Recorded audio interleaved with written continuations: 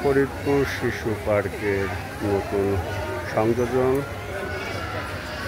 যারা আগেও এসেছেন তারা জানেন, বাট বর্তমানে হয়েছে আপনার ডাইনোসর ঢোকানো হয়েছে এখানে।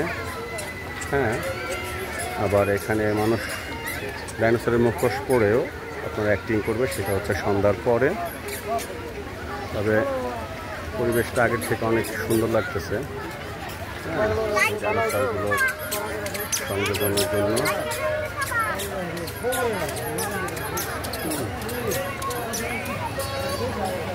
অনেক মানুষ আসছে এখানে।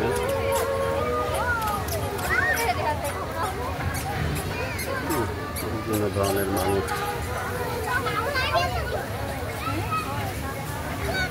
চাইলে ফ্যামিলি নিয়ে আসতে পারেন।